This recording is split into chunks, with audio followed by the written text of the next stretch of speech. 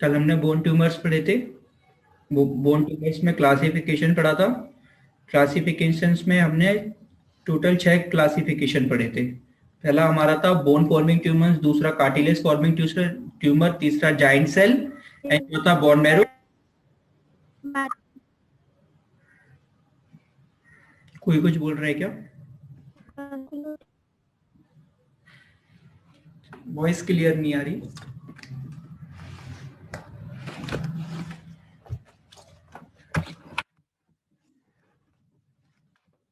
Start करें क्या? कोई चैट में लिख दो, अगर कोई वॉइस नहीं आ रही, अगर कोई डाउट है तो चैट में लिख दो।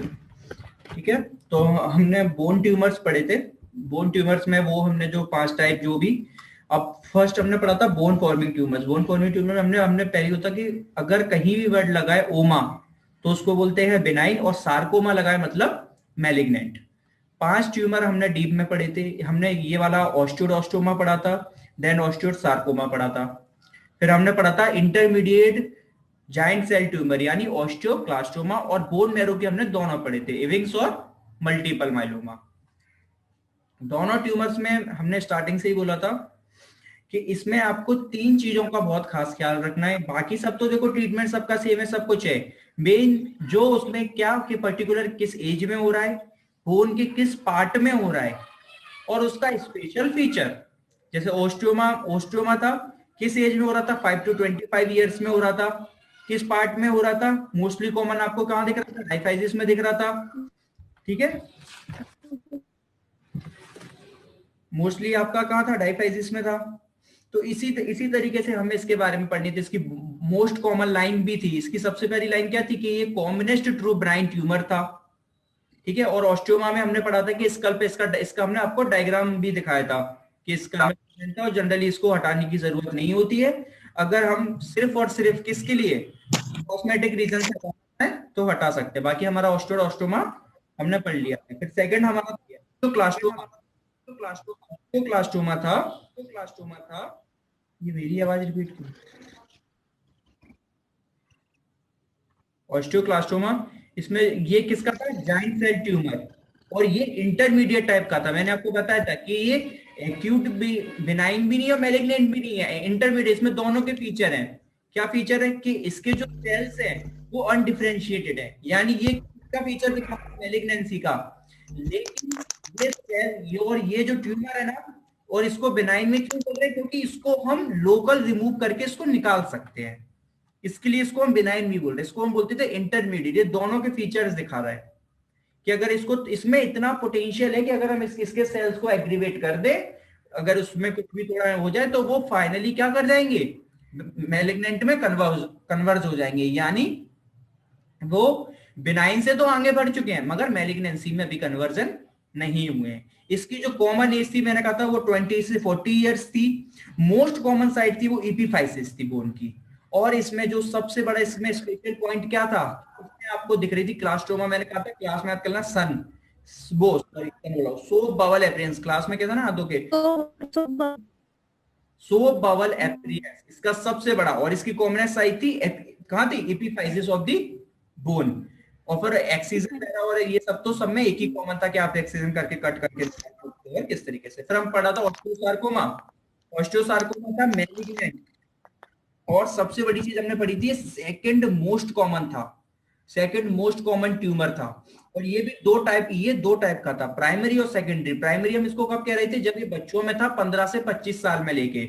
अगर ये बच्चों में हो रहा था और डायरेक्ट हो रहा था, डायरेक्ट हो रहा था, ये बिनाइन नहीं होता, ये मैलिग्नेंट ही होता है। लेकिन प्राइमरी का बोलते हैं कि डायरेक्ट हो जाए कि बच्चे को 15 से 25 साल के में, तो उसको हम बोल रहे थे प्राइमरी ओस्टियोसार्कोमा। मगर यही ट्यूमर, अगर यही ट्यूमर क्या हो, डायरेक्ट ना होकर किसी डिसीज के थ्रू हो। मोस्ट कॉमन डिसीज मैंने आपको बताया, एक डिसीज का नाम मत करना, Paget's disease. Paget disease most common disease है एज में, जिसकी एज भी मैंने आपको बताई थी कि एवो 45 ईयर्स के बाद सेकेंडरी ऑस्टियोसार्कोमा देखने को मिलता है। क्यों? क्योंकि वहां पेगेट डिसीज इसको एसोसिएट करा, ये डायरेक्ट नहीं हो रहा। ठीक है, इसमें और ये कहां प्रेजेंट था? इसकी जो सबसे कॉमन साइट थी वो थी मेटाफाइसिस। और इसमें दिख रहा था आपका सन रे एपरियंस। क्या दिख रहा था? सन रे एपरियंस। ये हमारे हो गए थे। अब इसके बाद सबसे टफ आने वाले थे, जो हमारे दो खतरनाक थे बोन मैरो के, that is Ewing sarcoma and multiple myeloma. जो एविंग सार्कोमा था उसकी एज थी 10 to 20 ईयर्स, और उसकी जो साइट थी मोस्ट कॉमन वो थी डाइफाइसिस, और उसमें जो एपीरियंस कौन सा दिख रहा था, ओनियन पील,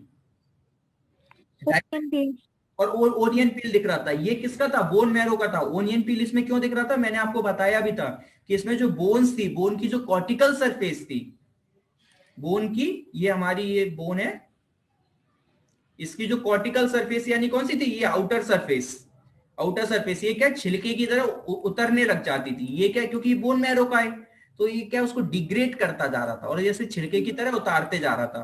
तो ये हमें कैसा दिख रहा था, ओनियन पील अपीयरेंस दिख रहा था इसका।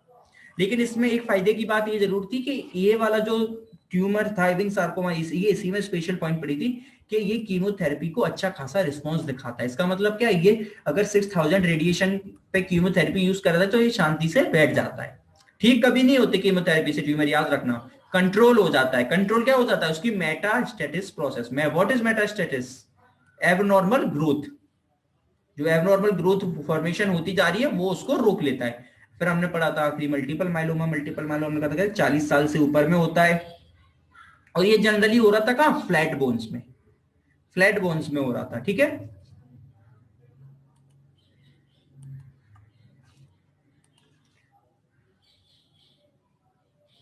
फ्लैट बोन्स में हो रहा था। और जैसे हमारे लंबर, उसमें हमने ये एक चीज, और पैथोलॉजिकल फ्रैक्चर तो मैंने सब में ही था, इसमें एक चीज और हमने बोली थी कि अभी तक किसी में न्यूरोलॉजिकल वर्ड नहीं आया था, इसमें न्यूरोलॉजिकल वर्ड आ रहा है। क्यों, क्योंकि ये थोड़े ये स्पाइन में भी हो रहा है। फ्लैट बोन में जो आपकी स्पाइन है ना, थोरेसिक स्पाइन, वहां के वर्टिब्रास में भी हो रहा है, लंबर के, थोरेसिक के, तो वहां पर ये क्या है, आपकी स्पाइनल कॉर्ड को भी डैमेज करता है। इस वजह से यहां पर आपको एक स्पेशल पॉइंट इसमें जो देखने को मिला था वो था न्यूरोलॉजिकल, वो किसी में देखने को नहीं मिला था। न्यूरोलॉजिकल सिम्टम्स इसमें देखने को मिलते थे आपको, ठीक है। पैथोलॉजिकल फ्रैक्चर सब कुछ इसमें भी कॉमन था, वही कीमोथेरेपी, वही स्प्लिंटेज वगैरह। मैंने आपसे कहा था एक ड्रग याद कर लेना, क्या, कीमोथेरेपी। कौन सा ड्रग मैंने आपको याद करने को बोला था, मेथोट्रेक्सेट। एक ड्रग याद कर लो, मेथोट्रेक्सेट, बस उसका रट्टा मार लो। वही हमें वही सारे ड्रग्स में लिखे आना, बाकी सब सर्जरी सब में वही है, सब में रेडियोथेरेपी हो रहा है, सब में कीमोथेरेपी हो रहा है, सब में वो सब उसको कट करके निकाल रहे हैं, ठीक है। ये हमारी सिंपल सारी की हमारा ट्यूमर हमने पढ़ा था। आज हमारा टॉपिक है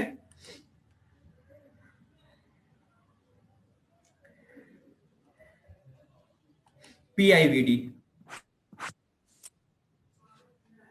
जस्ट अ सेकेंड,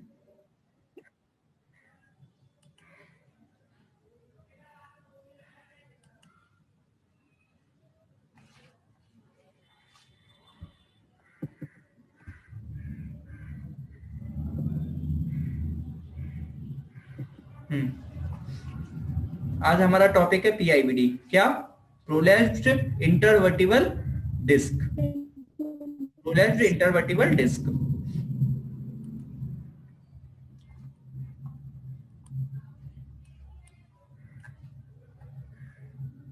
क्या है इसमें, सबसे पहले हम ये समझते हैं कि डिस्क है क्या।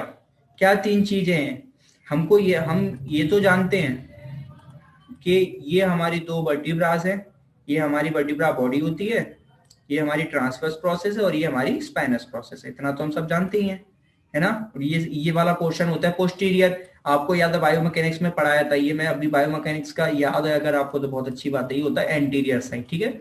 बॉडी प्रेजेंट होती है, बॉडी, ये एक बॉडी के बीच में ही डिस्क प्रेजेंट होती है, आपको पता है बॉडी के बीच में क्या डिस्क होती है। तो तीन चीजें होती है, जो वर्टिब्रा का जो वर्टिब्रा से एकदम चिपका हुआ हिस्सा होता है उसको बोलते हैं कार्टिलेज एंड प्लेट।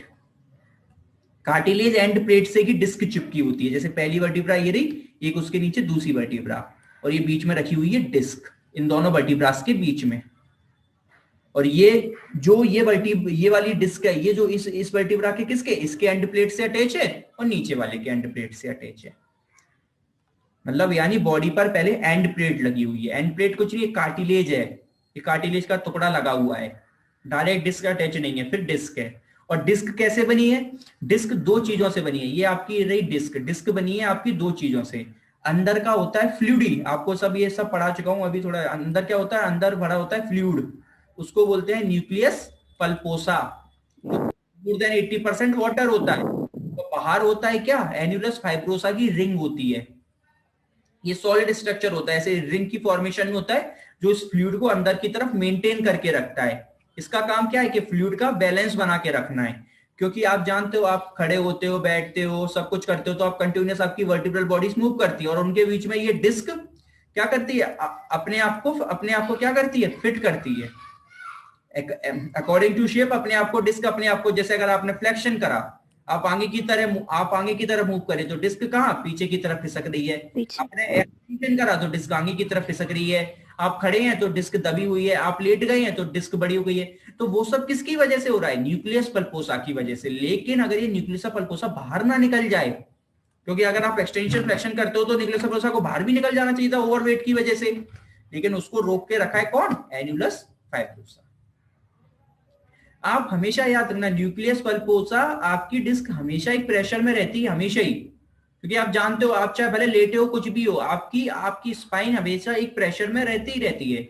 और स्पाइन आपकी अगर वर्टिब्रल प्रेशर में, तो डिस्क भी एक प्रेशर में हमेशा रहती है। यानी न्यूक्लियस पल्पोसा हमेशा एक प्रेशर में मेंटेन रहता है। अगर वो प्रेशर मेंटेन है तो उस प्रेशर को कोई ना कोई तो रोक के रखा होगा, नहीं तो डिस्क बाहर निकल जाए। ऑल टाइम, ऑल टाइम आप लेटे हो, खड़े हो, ऑल टाइम प्रेशर में रहती है। जो मोस्टली डिस्क बाहर क्यों नहीं निकलती, उसका मोस्ट आपको पता है, डिस्क आपकी मोस्टली जो मोस्ट कॉमन है वो निकलती है पीछे से, पोस्टीरियर साइड से, आगे से नहीं निकलती। क्योंकि आगे स्ट्रक्चर इस तरीके से, जो एसीएल है वो एसीएल यानी कौन सा, anterior longitudinal ligament, anterior cruciate नहीं, एंटीरियर लॉन्गिट्यूडल लिगामेंट है, जो आपका आगे की तरफ रन करता है, जो नीचे से ऊपर की तरफ रन करता है, S5 से लेके कहां तक, C2 तक। अगर आपको अभी बायोमैकेनिक्स याद है तो अच्छी बात है, ये सब बता चुका हूं। S5 से C2 के ऊपर तक रन करता है, वो काफी होता है, वो पकड़ के रखता है, आगे नहीं सरकने देता। और आगे बहुत सारे ऐसे स्ट्रक्चर्स होते हैं जिस वजह से कभी भी आगे नहीं सरकती। मोस्ट कॉमन सरकने की उसकी होती है पोस्टीरियरली, 99% चांसेस होते हैं कि पोस्टीरियरली ही सरकती है। और पोस्टीरियर में भी आपसे मोस्ट कॉमन कोई पूछ सकता है कि पोस्टीरियरली किधर सरकती है, तो पोस्टीरियो लेटरल, सीधे एकदम बिल्कुल पोस्टीरियर नहीं सरकती, पोस्टीरियो लेटरल, थोड़ा बाहर की तरफ, पोस्टीरियो लेटरल साइड की तरफ ज्यादा डिस्क बल्ज आउट होती है। और इसको बैलेंस कौन बना के रखता है, वो होता है अपना पोस्टीरियर लॉन्गिट्यूडल लिगामेंट। अगर आपको याद है तो मैं आपको बता दूं, ये आपकी क्या है, बॉडी है, और बॉडी पे ये डिस्क है, इसके जस्ट पीछे होता था पोस्टीरियर लॉन्गिट्यूडल लिगामेंट। फिर होता था लिगामेंटम फ्लेवम। लिगामेंटम फ्लेवम सिर्फ और सिर्फ थोरेसिक रीजन पर रन करता था, लिगामेंट नहीं, लिगामेंटम फ्लेवम नहीं। लिगामेंटम फ्लेवम तो पूरे में रहता था। पीछे दो लिगामेंट रहते थे, एक सुप्रास्पाइनस लिगामेंट रहता था अगर आपको याद है, और ट्रांसवर्स प्रोसेस पर रहता था ट्रांसवर्स लिगामेंट। पीछे की तरफ 4 लिगामेंट रन करते थे, और आगे की तरफ सिर्फ एक ही लिगामेंट रन करता था, एसीएल। ठीक है, वो एसीएल नहीं बोल रहा हूँ, ALL, anterior longitudinal ligament, ALL. और पीछे रन करते हैं 4 लिगामेंट, पीएलएल, लिगामेंटम फ्लेवम, सुप्रास्पाइनस, और जो ट्रांसवर्स प्रोसेस है वो कौन सा, ट्रांसवर्स लिगामेंट। तो जो पीएलएल का सिर्फ एक ही काम है, अगर आपसे कोई जो मेजर काम है ना पोस्टीरियर लॉन्गिट्यूडल लिगामेंट का, वो यही काम है कि डिस्क को मेंटेन करके रखना। डिस्क हमेशा एक प्रेशर में होती है, वो पीछे की तरफ बाहर खिसक ना जाए, उसको हमेशा बैलेंस करना है पीएलएल। इसलिए आप सर्जरी में भी पढ़ेंगे, जब डिस्क की हाइपरट्रॉफी हो जाती है ना, जब डिस्क बाहर निकल जाता, फाइब्रोटिक हो जाता है, तो हम सर्जरी में फिर क्या करते हैं, पोस्टीरियर लिगामेंट, लैंगुएटेड लिगामेंट को, बोले ना। और उस डिस्क के फाइब्रोटिक उसको बाहर, हाँ सर्जरी में हम आगे पढ़ेंगे। चलता। हाँ ठीक है, आगे हम ये पढ़ेंगे। तो पोस्टीरियर लॉन्गिट्यूडल एनुलस, देखो ये सब वही लिखा है। कार्टिलेज प्लेट्स क्या है, थिन लेयर है, हाइलिन कार्टिलेज की बनी हुई, जो between the adjacent vertebral bodies के बीच में है, डिस्क इनसे ही अटैच्ड है। ठीक है, और डिस्क इनसे क्या है, डिस्क को भी तो न्यूट्रिशन चाहिए, तो ये डिस्क को न्यूट्रिशन कौन देता है, यही एंड प्लेट्स। ये एंड प्लेट्स का ही काम है डिस्क को न्यूट्रिशन देना। ठीक है, न्यूक्लियस पल्पोसा मैंने बता दिया जेलिटिनियस मटेरियल है, और ये क्या हल्का सा पोस्टीरियर होता है। इसी वजह से मोस्ट कॉमन जो पीआईवीडी होती है वो पोस्टीरियर साइड होती है, क्योंकि एनुलस, जो एनुलस पल्पोसा है वो पोस्टीरियरली ज्यादा होता है, खिसका हुआ, due to the shape of the vertebra. Vertebra का शेप ऐसा होता है कि वो हल्का सा पीछे की तरफ होता है। एनुलस फाइब्रोसा क्या है, ये रिंग स्ट्रक्चर्स है, कंसेंट्रिक रिंग्स है फाइब्रोकार्टिनिस की, जो न्यूक्लियस पल्पोसा को सराउंड करके रखी है। और जो न्यूक्लियस पल्पोसा है वो हमेशा एक प्रेशर में होता है, जिसको मेंटेन करके कौन रखा है, पोस्टीरियर लॉन्गिट्यूडल लिगामेंट। ये स्ट्रैप लाइक लिगामेंट है जो वर्टिब्रल बॉडीज के जस्ट पीछे होती है डिस्क के, और उसको क्या हमेशा धक्का मार के रखती है कि अंदर ही जाओ, पीछे मत आओ, क्योंकि ये हमेशा धक्का मारती है पीछे पोस्टीरियर डिस्क, और लिगामेंट इस पे धक्का मारती है कि तुम अंदर। जब ये पोस्टीरियर लिगामेंट लिगामेंट वीक हो जाती है तो मोस्ट कॉमन चांसेस हो जाती है।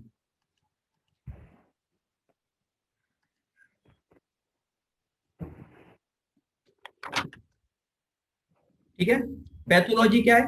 पैथोलॉजी का simple see the term prolapsed disc, इसका मतलब क्या है? प्रोट्रूजन और एक्सट्रूजन। प्रोट्रूजन और एक्सट्रूजन, प्रोट्रूजन का मतलब होता है सिर्फ बाहर निकलना, प्रोट्रूट करना, कोई भी चीज प्रोट्रूट बाहर निकलना, और एक्सट्रूजन का मतलब होता है पूरी तरीके से क्या एक्सट्रूट कर गई है, बाहर करी। और एक स्टेज और आएगी क्रिस्टल, मैं आपको इस बता देता हूँ, ये बता ही देता हूँ स्टेज। चलो अभी स्टेज आगे बताऊँ। प्रोलैप्स्ड डिस्क का मतलब होता है प्रोट्रूजन मींस 3 स्टेज आएंगे, प्रोट्रूजन, एक्सट्रूजन और सिक्वेस्ट्रेशन। ये तीनों क्या है क्रोनिक फॉर्म में बढ़ती जा रही है। प्रोट्रूजन का मतलब होता है कि डिस्क सिर्फ थोड़ी सी, डिस्क है ना वो सिर्फ और सिर्फ थोड़ी सी अरे यार मैंने रिकॉर्डिंग स्टार्ट नहीं करी, रिकॉर्डिंग चल रही है क्या?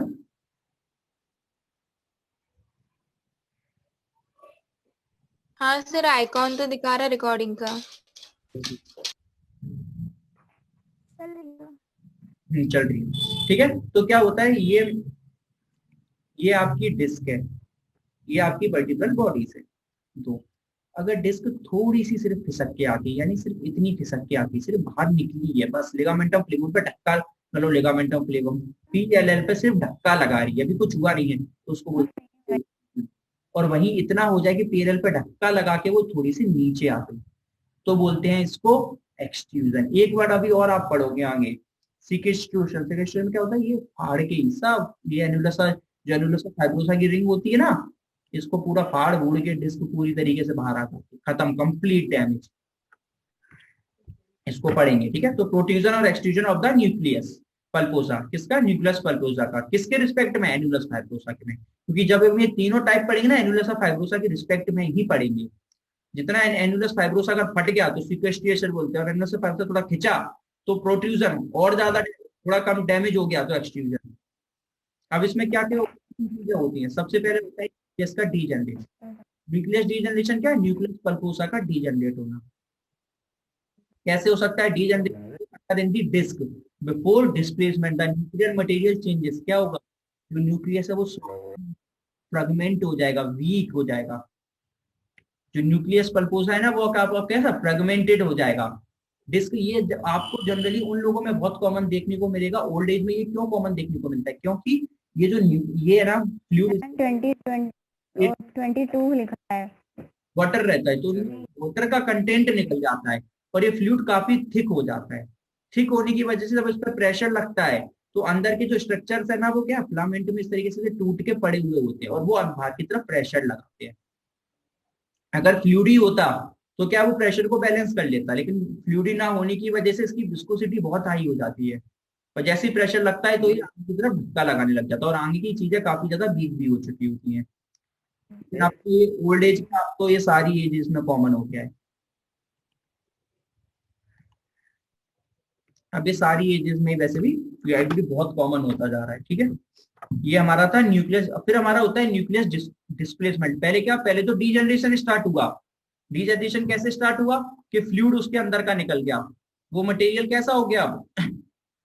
थिक हो गया, और उसके अंदर क्या डिसइंटीग्रेशन यानी चालू हुआ। उसके अंदर जो चीजें हैं जो सॉलिड है वो टूटने लग गई और फ्रेगमेंट में कन्वर्ट होने लग गई, जिसकी वजह से वो और उसकी विस्कोसिटी बढ़ने लग गई। अब बढ़ने की वजह से अब वो न्यूक्लियस का डिस्प्लेस करेगा, धक्का लगाएगा आगे। कैसे? किस तरीके से लगाएगा?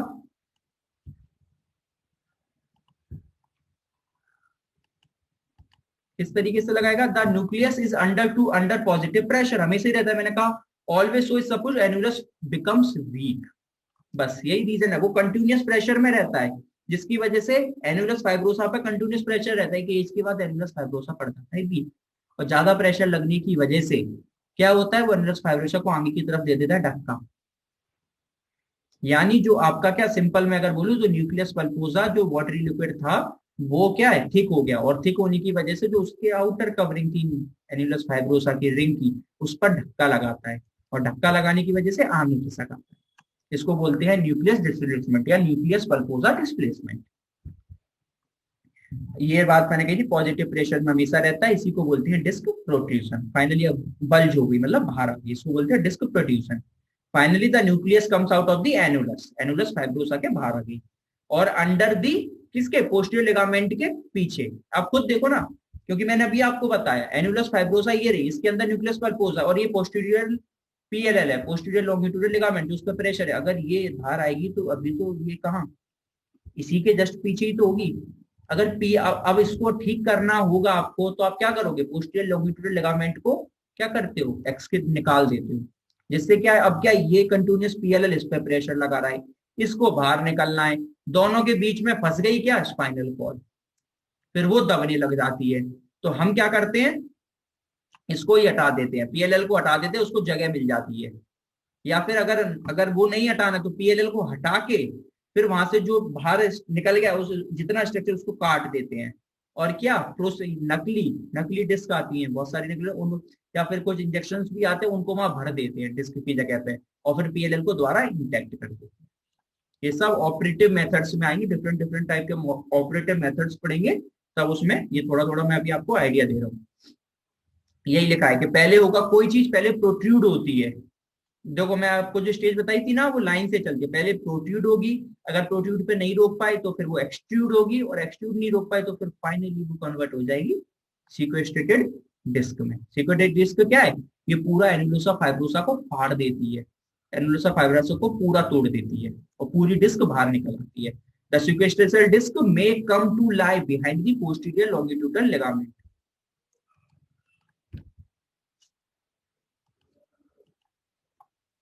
ये देखो, ये डिफरेंट स्टेजेस है, ऊपर पढ़ने की जगह इसमें देखो आप बिल्कुल नॉर्मल। क्या हुआ, सबसे पहले ये नॉर्मल डिस्क थी, ये अंदर आपके भरा हुआ है न्यूक्लियस पल्पोसा, बाहर एनुलस एनुलस फाइब्रोसा है, ये पोस्टीरियर लिगामेंट लगा हुआ है। सिंपल क्या हुआ, डिस्क देखो, अब इसमें पहले कितना फ्लूइड था, फ्लूइड कम हो गया, फ्लूइड डिस्कस हो गया, और अंदर फ्रेगमेंट में चीजें टूट गई, ठीक है। और अब धीरे धीरे एनुलसा फाइब्रोसा भी डिजनरेट होना स्टार्ट हो गया। फिर क्या होता है, प्रोट्रूजन का मतलब क्या है, अभी सिर्फ क्या हुआ, एनुलसा फाइब्रोसा देखो, ये आप देख रहे हैं, सिर्फ अभी बाहर निकला है, जस्ट अब बल्ज हुआ है और कुछ नहीं। एक्सट्रूजन में क्या, बल्ज होने के साथ साथ नीचे भी लटक गया बाहर, बिल्कुल आपको जब आप एमआरआई करोगे ना, तो ये इतना नहीं क्लियर दिखाई देगा, ये बिल्कुल क्लियर दिखाई देता है एमआरआई में, एकदम लटका हुआ। और इसमें तो क्या, पूरा सब जो आसपास के स्ट्रक्चर है उन सबको फाड़ देता है, लिगामेंट वगैरह उन सबको फाड़ फूड़ के पूरी डिस्क बाहर निकल आती है। और खतरनाक, ये बहुत खतरनाक होती है डिस्क पूरी अगर फाड़ के बाहर निकला, तो ये बहुत खतरनाक स्टेज होती है। ठीक है, तो बिल्कुल यही लिखा है, the begins alongside of degeneration, of वो डीजनरेशन स्टार्ट हुआ, रेजिडुअल न्यूक्लियर पल्पोसा बिकम्स फाइब्रोस्ड, वही कंटीन्यूअस वही लाइन द्वारा लिखी, एक्सट्रूडेड न्यूक्लियस पल्पोसा बिकम फ्लैटेंड, फाइब्रोस्ड, और न्यू बॉर्न फॉर्मेशन। फिर क्या लिखा है, the site of exit of nuclear usually, मैंने अभी जस्ट आपको बता के, पोस्टरोलैटरल ऑन आइदर साइड, ओकेजनली पैरासेंटर, बहुत ही कम चांसेस होते हैं कि ये एकदम बिल्कुल सेंट्रली निकले, बहुत ही कम चांसेस होते हैं कि बिल्कुल एकदम पोस्टर सेंट्रली निकले, पोस्टर लेटरली निकलने के इसके ज्यादा चांसेस होते हैं due to the shape of the vertebra. ठीक है, कॉमन साइड आपको पता है, ये सबसे ज्यादा कॉमन L4 L5 और S5 L5 S1 और C5 C6 पे क्यों होती है, इसका रीजन देखो, यहाँ पर सर्वाइकल पे आप इसको बोल देते हो सर्वाइकल हो गया, ये बहुत मिलेगा सर, लेकिन जो PIVD है वो सबसे कॉमन आपको यही मिलेगा, L4 L5 पे मिलेगा और L5 S1 पे। क्यों, क्योंकि सबसे ज्यादा प्रेशर यही आता है। अब कोई मुझसे ये भी बोल सकता है कि सर S1 S2 पे क्यों नहीं होती, वो तो उसके नीचे भी है, क्योंकि S1 से लेके S5 वो पांचों फ्यूज रहती है सेक्टर में, वो पांचों फ्यूज होती है इस वजह से। तो जो फ्यूज होने की वजह से वो पूरा एक ही वो, हम उसको डिफरेंट में बात जरूर करते हैं S1 S2 S3 S4, लेकिन वो पांचों सेक्ट्रम फ्यूज उसको पर्टिकुलर सेक्ट्रम पढ़ते हैं। इसलिए जो मोस्ट कॉमन है वो L4 और L5 के बीच में, और उससे भी ज्यादा कॉमन होती है L5 S1 के बीच में। यहाँ बिल्कुल ये बिल्कुल लास्ट रीजन है, यहाँ पर मैक्सिमम प्रेशर लग रहा है बॉडी का, पूरा बॉडी का वेट मैक्सिमम यही ट्रांसफर हो रहा है यहाँ पे, इसलिए यहाँ सबसे ज्यादा चांसेस होते हैं बाहर निकलने के।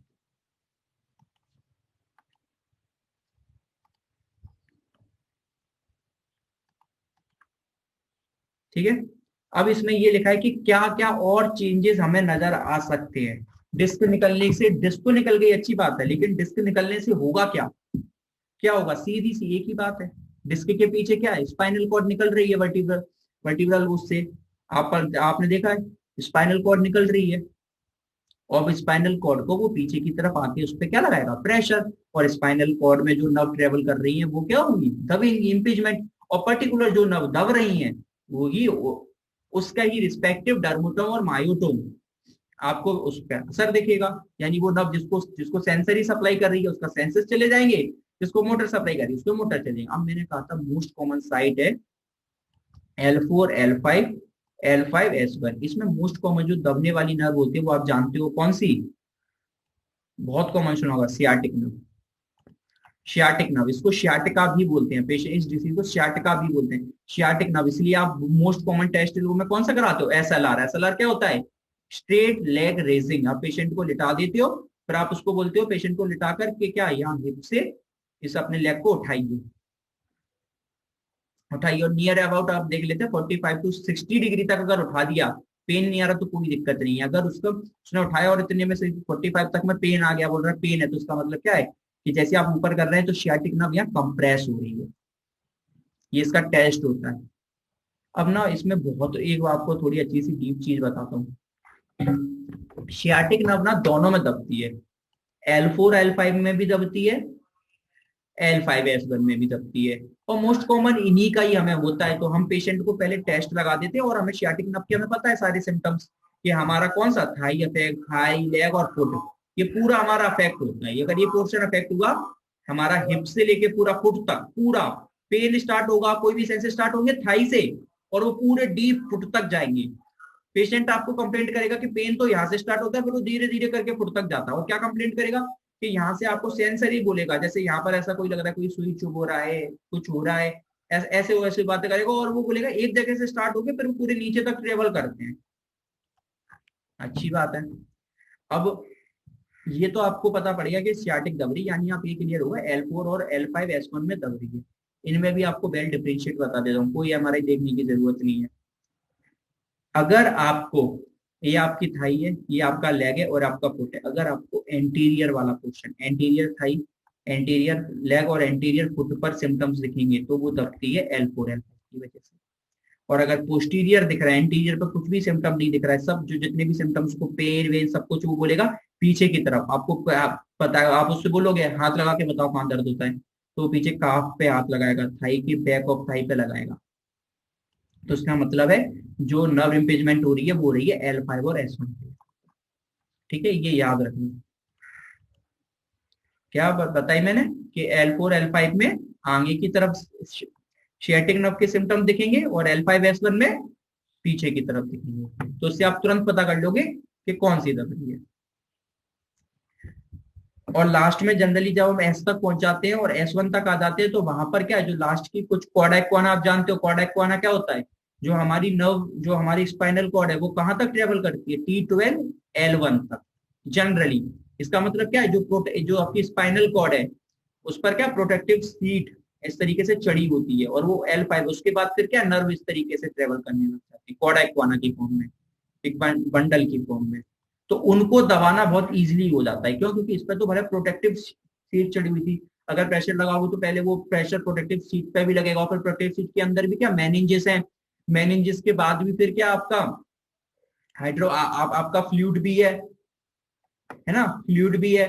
तो ये सारी चीजें, यहाँ तो आपका कुछ नहीं है, मेनिंजेस भी नहीं है, फ्लूइड भी नहीं है, सिर्फ नर्व भी ट्रेवल कर रही है बस ऐसे कॉर्डा तो यहाँ पर जब इम्पीजमेंट होता है तो ये ज्यादा कॉर्डा इक्वाना को डिस्टर्ब करता है। और अगर कॉर्डा इक्वाना डिस्टर्ब हुआ तो सबसे ज्यादा आपको सिम्टम नजर आएंगे क्या, बॉवल एंड ब्लैडर सिम्टम। उसका पेट और बॉवल और ब्लैडर खराब होगा, ये दोनों सिम्टम आपको नजर आएंगे। पेशेंट आपको बोलेगा बॉवल ब्लैडर सिम्टम में प्रॉब्लम आ रही है, तो उसका मतलब आप समझ जाओ कि सियाटिका के साथ साथ कॉर्डा इक्वाना भी इसको हो रहा है, यानी नीचे की नर्व भी इसकी दब रही है।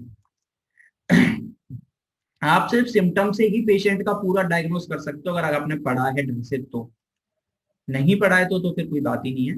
पढ़ाए तो आप सिर्फ और सिर्फ उससे ही बता दोगे कि अच्छा यहाँ से तो ये दब रही है, यहाँ से ये दब रही है। पर्टिकुलर एक एक चीज मैं आपको एक इतना प्यारा एक बता दूंगा, जैसे मैं आपको दिखा दूंगा, एक सेकंड। ये इतना प्यारा डायग्राम लगता है ना मेरे को। खुल जा यार, इसका रट्टा मान लिया मैंने।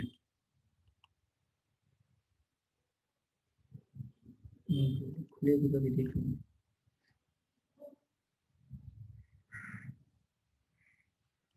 खुल गई। इसका मैंने रट्टा मार लिया। इसमें क्या है, सीधा सा इसमें ये पता पड़ जाता है कि C1 C2 में दबी तो कौन सी नर्व दबेगी। और इस सीधे मैंने याद कर लिए साइंस, कॉमन साइन याद कर लो। C1 C2 में आपको अगर पेशेंट से पूछो क्या क्या बोल रहा है, वो बोल रहा है हेडेक हो रहा है, ये सब साइंस दिख रहे हैं कॉमन, तो दिमाग लगा लो अच्छा यहाँ दब सकती है। तो ये साइंस है। जैसे मैंने L4 L5 में कहा, क्या क्या देखेंगे, L5 L4 L5 के लेवल पे देखो साइन में बैक पेन होगा, पेनफुल फ्रीक्वेंट यूरिनेशन यानी बॉबल ब्लैडर मूवमेंट होना उसको स्टार्ट होगा। ठीक है, बैक पेन वगैरह दिखेगा और पूरे नीचे पेन आएगा। पिक्चर नहीं दिख रही क्या आप लोग को ये?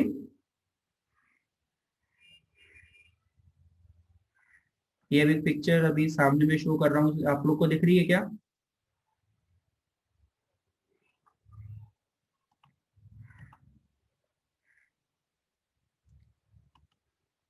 माइक ऑन करके बोल दो यार, कोई बात नहीं। अभी दिख रही है? अब बताना, अभी अब दिख रही है? Yes sir. दिख रही है? तो ये इसमें बहुत कॉमन है। ये क्या है, अगर आपके नर्व C1 C2 के बीच में दब रही है तो कौन सी वो नर्व किधर सप्लाई करती है, इन पार्ट्स में आपको कमी दिखेगी। Blood supply to the head में, पिट्यूटरी ग्लैंड में, इन सबको। तो कौन क्या दिखेंगे, जिसको सप्लाई कर रही है उसी के सिम्टम देखेंगे, हेड एक, इंसोम्निया।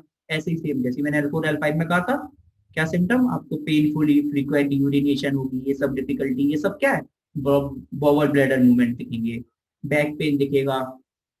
ऐसे ही पर्टिकुलर याद कर लो। ये इधर कहीं भी दब रही है, पेशेंट बोल रहा है आपको ये सिम्टम्स नजर आ रहे हैं, तो आप ये आइडिया लगा लो कि अच्छा, इतना तो गैस कर ही लोगे कि इस जगह से इस जगह के, भले एक पर्टिकुलर में नहीं लगा पाओगे, दो तीन जगह तो गैस कर लोगे पूरे उसमें। इतना तो हमें पता होना चाहिए एटलीस्ट। तो ये बहुत कॉमन है स्पाइनल, क्योंकि अभी हम पढ़ के आए थे C5 C6 में बहुत कॉमन थी। तो आपको क्या देखेंगे, शॉर्ट थ्रोट दिखेगा, उसको बोलने में तकलीफ होगी। और ये बहुत, C6 में भी क्या, स्टिफ नेक, आर्म पेन, ये सारे नजर आएंगे। और ये क्वेश्चन भी बहुत से लोग पूछते हैं कि अगर L4 और L5 में कोई चीज दब रही है तो नर्व कौन सी दबेगी। अगर C4 और C5 में दब रही है तो नर्व दबेगी C5।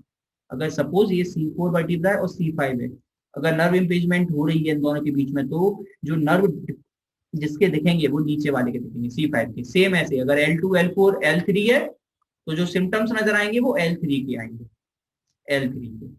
अगर L4 L5 है तो सिम्टम्स L5 के नजर आएंगे, L5 S1 है तो सिम्टम्स सेक्रम के नजर आएंगे।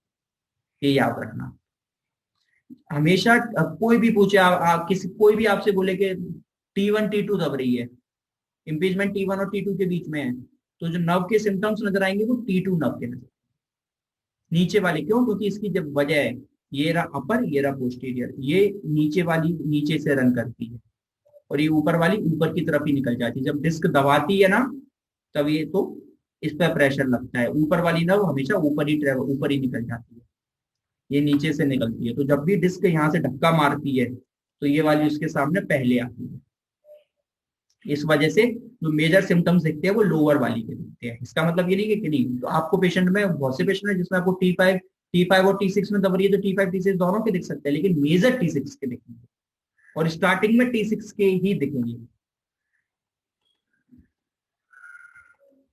ठीक है। अब क्या क्या फीचर्स दिखेंगे, क्या क्या, मैंने वही सारी बातें, compression of thecal sac, component of one और मोर रूट्स, वही जो मैं तब से पढ़ाते आ रहा हूँ। द नर्व रूट अफेक्टेड होंगे, है ना, जितनी भी PIBD होगा तो स्पाइनल कैनाल, क्योंकि क्या आपको पता है वर्टिब्रा के जस्ट पीछे स्पाइनल कैनाल है और उससे आपकी स्पाइनल कॉर्ड पास हो रही है, तो वो दबेगी। और मैंने आपको L4 L5 में बताया और L5 में बताया कि ये भी चीज भी बताई क्या, the nerve root affected is usually the one which leaves the spinal cord below the next vertebra, यानी L4 L5 में L5 वाली दबी। क्यों? क्योंकि वो क्या हो रही है, स्पाइनल कॉर्ड में उसके नीचे से निकल रही है। This is because the root at the level of PIBD leaves the canal in the upper half. जो ऊपर वाली है वो अपर हाफ में ही निकल जाती है और जो नीचे वाली है वो फंस जाती है। Thus the nerve root affected in a disc prolapse between L4 L5 vertebra में वो L5 है। अगर L4 L5 में जो L4 वाली वो ऊपर की तरफ ही निकल जाती है, L5 नीचे की तरफ आती है, तो L5 फंस जाती है। तो इसलिए कोई भी हो, कोई भी दो वर्टिब्रा के बीच में नर्व दब रही हो तो नीचे वाली की हमेशा दबती है। आप तो बस इतना याद रखो। दबती क्यों है उसका रीजन भी पता है, क्योंकि ऊपर वाली ऊपर की तरफ ट्रेवल कर जाती है। लिखा भी है रीजन, क्योंकि usually one which leaves the spinal cord, वो पहले स्पाइनल कॉर्ड को छोड़ चुकी होती है। और क्या क्या देखेंगे, इंटरवर्टिब्रल जॉइंट्स में चेंजेस दिखेंगे, दिखने ही आपको भी। इंटरवर्टिब्रल जॉइंट्स क्या होते हैं, ये आपकी दो वर्टिब्रा है,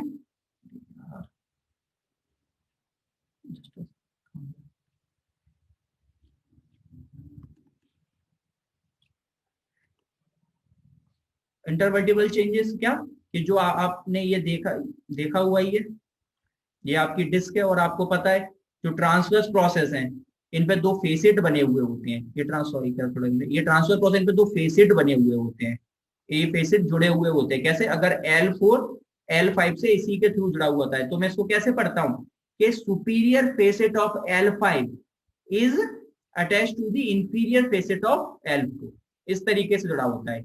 या फिर ऐसे बोल दो कि L4 का जो इंफीरियर फेसेट है वो L5 के सुपीरियर फेसेट से जुड़ा होता है, उसी को बोलते हैं इंटरवर्टिब्रल जॉइंट।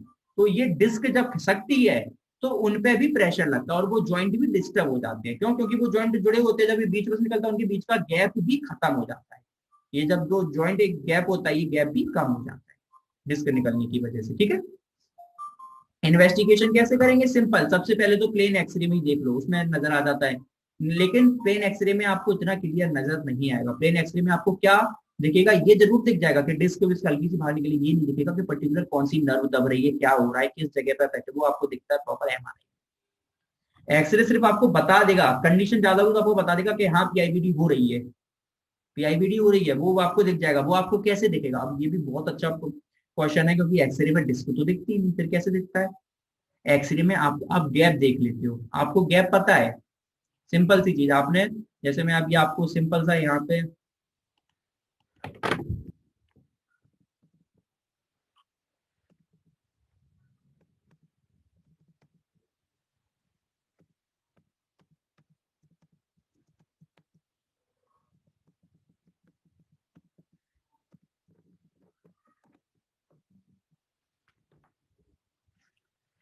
ये रहा, ये क्या है, हमें गैप पता होना चाहिए। इसमें डिस्क विस्क कुछ नहीं दिख रही, डिस्क कहाँ जाएगी, कैसे दबेगी, ये आपकी रही स्पाइनस प्रोसेस जो आप पीछे से टच करते हो।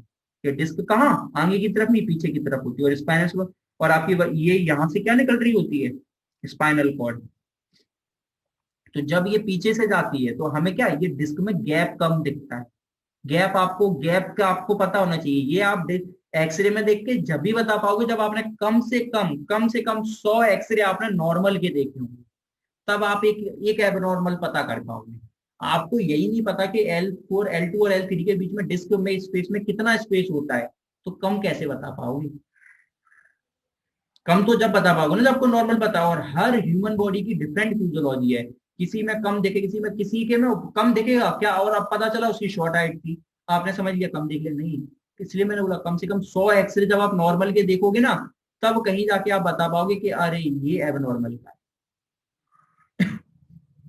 एमआरआई में आपको क्लियर नजर आएगी, एमआरआई में आपको बिल्कुल क्लियर नजर आएगी। एमआरआई में क्यों क्यों क्लियर नजर आएगी, एमआरआई में आपको पूरी डिस्क नजर आएगी कि कौन सी डिस्क दब रही है। ये रही, इसमें देखो कितना प्यारा है, ये देखो इधर, ये डिस्क है, ये आपकी स्पाइनल कॉर्ड रन कर रही है, कितना प्यारा है। और ये देखो ये डिस्क बाहर निकल रही है, एक्सट्रूड होती हुई नजर आ रही है, सिंपल। और ये किस लेवल पे है, कौन बताएगा किस लेवल पे है ये।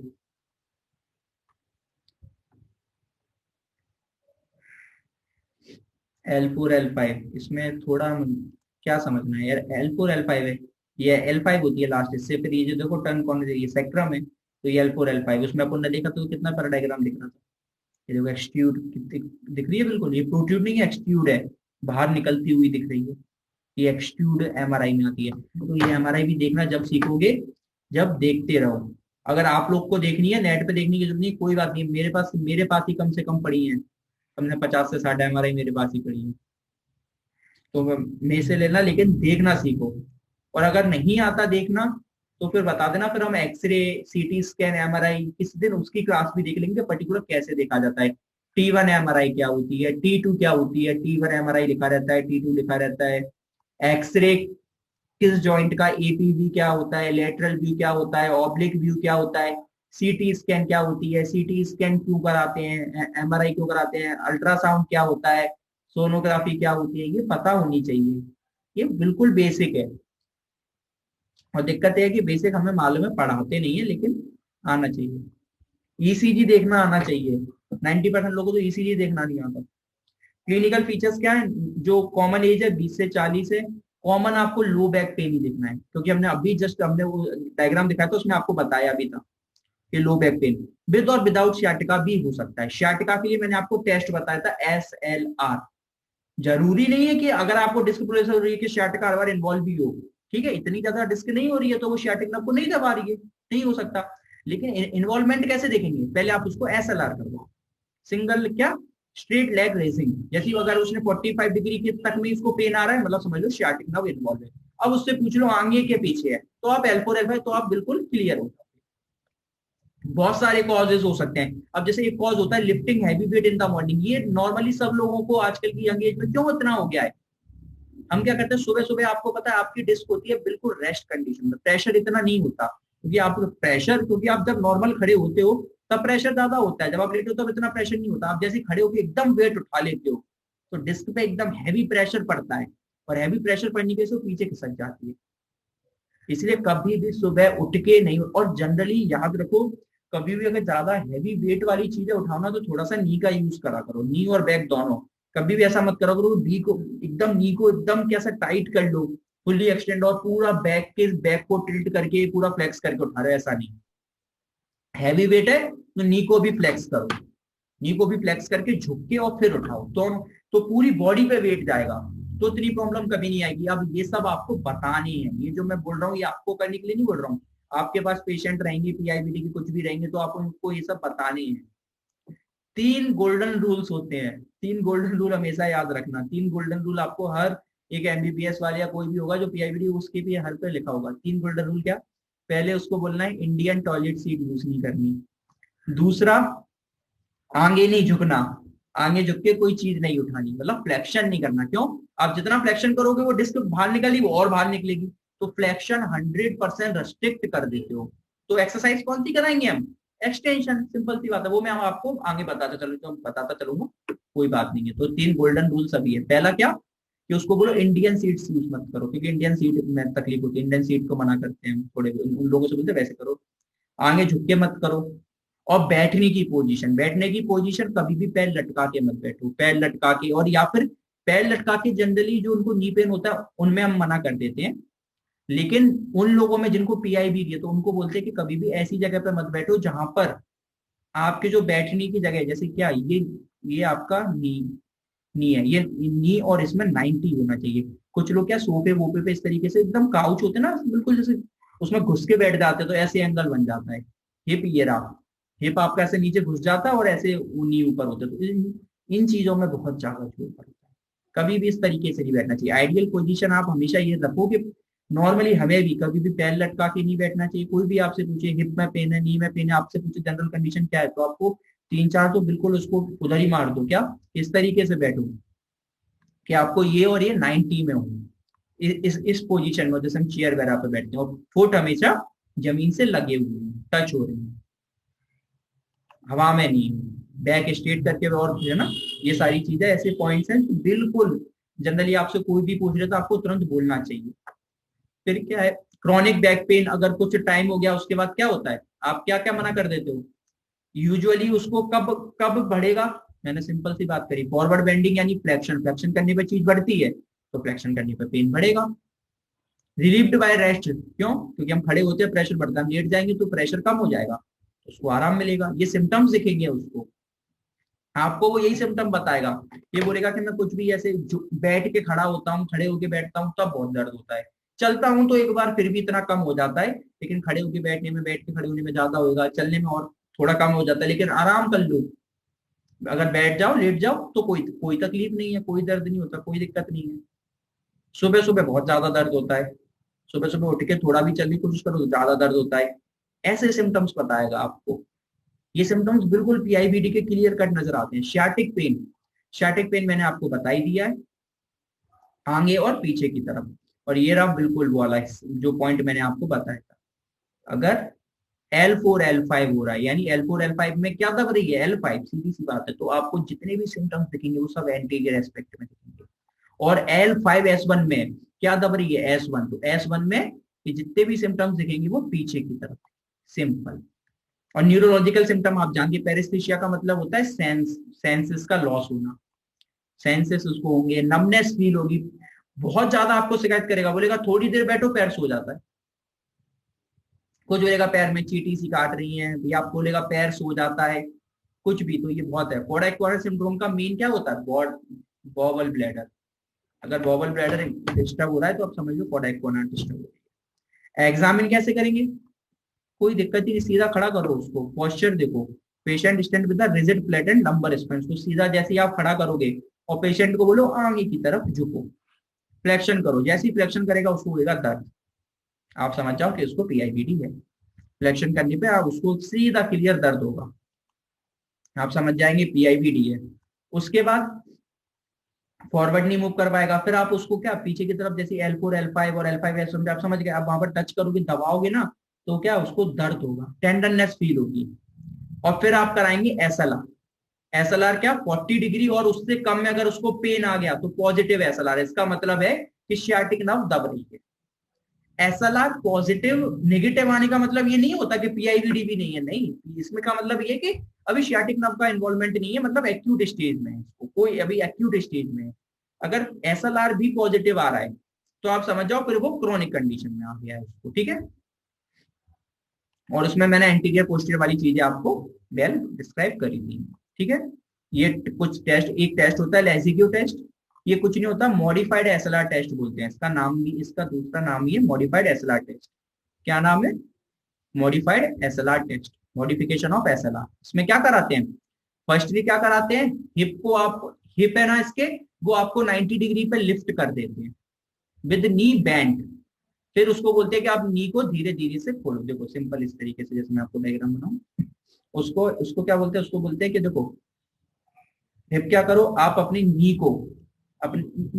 को फुल्ली क्या कर लो, चिपका लो, फ्लेक्स्ड कर लो, और हिप को 90 डिग्री पे, और हिप को 90 डिग्री पे ऊंचा कर लो, जैसे वो लेटा है और मैंने अपनी पैर चिपका लिए पीछे, और मैंने क्या करा, अपने हिप को 90 डिग्री पे ऊपर की तरफ कर लिया। अब मैं उससे बोलूंगा कि अपनी नी को आप खोलो, यानी एक्सटेंड करो, अब नी जो फ्लेक्स में थी उसको एक्सटेंड करो, जैसे ही वो एक्सटेंड करेगा उसको पेन आएगा, बैक में पेन का। क्यों, क्योंकि तब तो शॉर्ट आर्म था, आप फर्स्ट ईयर में पढ़ के आए हो, शॉर्ट आर्म था उस टाइम पे, आपने नी को चिपका लिया था, फ्लेक्स कर लिया, तो शॉर्ट आर्म था, पेन नहीं है। आपने जैसे ही शॉर्ट आर्म कर दी, जैसे आपने उसको लॉन्ग आर्म करा, वेट पड़ा, लॉन्ग आर्म हुआ तो वेट पड़ा पीछे बैक पर, बैक में तुरंत उसको दर्द होगा। ये एक तरीके से एसएलआर ही तो हुआ, एसएलआर में पूरा एक साथ उठवा रहे थे, ये मॉडिफाइड एसएलआर, इसमें क्या करा आपने, बस इसको पहले क्लोज में उठवा दिया फिर ओपन करा दिया। एक सेकंड होल्ड करना, हेलो, 5 मिनट,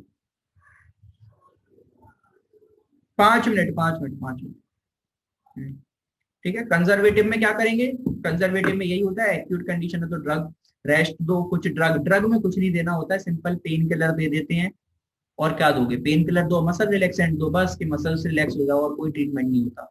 पीटी में आप हॉट फर्मेंटेशन और ये सब, इसको हम और अच्छे से पढ़ेंगे, अभी हम ये पढ़ रहे हैं ऑर्थो, जब हम पीटी ऑर्थो पढ़ेंगे तब हम उसका प्रॉपर पीटी ट्रीटमेंट बताएंगे, ठीक है। ये ऑर्थो के अकॉर्डिंग ट्रीटमेंट लिख के, जब ऑर्थोपेडिक का पेपर होगा उसमें ट्रीटमेंट आपको उसी तरीके से लिख के आना, उसमें आप पीटी पीटी एक्सरसाइज कुछ नहीं लिख के आओगे। ट्रीटमेंट में पहली हेडिंग डालनी है कंजर्वेटिव, उसमें ये सब लिख के आना है, पीटी में सिर्फ इतना ही लिख के आना है, लंबर ट्रैक्शन टेंसर, फिर ऑपरेटिव, मेन आपको ऑपरेटिव लिखना है, और जब पीटी ऑर्थो आएगा वहां आपको ऑपरेटिव इतना नहीं लिखना, वहां आपको पीटी लिखना है। ऑपरेटिव में आप क्या क्या नाम में ही लिखा है, लाइन से चलो, फेनिस्ट्रेशन, फेनिस्ट्रेशन क्या, जो लिगामेंटम फ्लेवम होता है पीछे उसको हटा दो। लेमिनेटोमी, लेमिनेटोमी का पीछे जो लिगामेंट है, पोस्टीरियर लॉन्गिट्यूडल लिगामेंट है उसको काट देते हैं। हेमिलेनिक्टोमी, लेमिना जो पीछे आपका लेमिना था उसको काट दिया आधा, जितनी जरूरत है, और लेमिनेटोमी में फुल काट दिया, दोनों साइड से। बस क्या कर दिया हमने, डिस्क को जगह बना दी थी, वो धक्का लगा रहा है स्ट्रक्चर्स पे, तो हम लिगामेंट को हटा के क्या उसको जगह दे देते कि कोई बात नहीं, लो आपके लिए स्पेस कर दिया, आप स्पाइनल कॉर्ड पे उसको मत दबाओ, क्योंकि आपको पता है ये स्पाइनल कॉर्ड है, ये बीच में लिगामेंट है, ये डिस्क है। आप लिगामेंट को हटा दो, डिस्क को जगह मिल गई, तो वो नहीं दबाएगा। नहीं तो ये डिस्क कैसे ये दब कैसे रही थी स्पाइनल कॉर्ड? डिस्क दबा रही थी लिगामेंट को, लिगामेंट दबा रहा था स्पाइनल कॉर्ड को। आप लिगामेंट हटा ही दो, जगह मिल गई, उसको एरिया मिल गया, कोई दिक्कत नहीं। ये जनरली ऑपरेटिव में होता है, ठीक है। किसी को कोई डाउट? और एक आखिरी का होता है कीमोन्यूक्लियस, इसमें कुछ नहीं होता। इसमें क्या करते हैं आपके, एक एंजाइम होता है कीमोपैपेपिन, इसको ना इंजेक्ट कर देते हैं आपकी डिस्क के अंदर। तो ये क्या करता है, ये एंजाइम वापस दोबारा आपकी फ्लूइड की जो प्रॉपर्टीज है उसको वापस लेके आता है, उसको दोबारा फ्लूइडी बनवाता है। जो फ्रेगमेंट बन चुके होते हैं उनको तोड़ देता है, जो फ्रेगमेंट स्ट्रक्चर बन गए उनको तोड़ देता है, और उसकी प्रॉपर्टी प्रॉपर्टी को दोबारा लेके आ रहा है, उसकी प्रॉपर्टीज को लेके आता है कीमोन्यूक्लियस। ये बहुत कॉमन नहीं है इतना, क्योंकि इतना ये काफी महंगा भी रहता है और खतरनाक भी रहता है। इसमें कीमोपैपिन एंजाइम्स। किसी को कोई डाउट?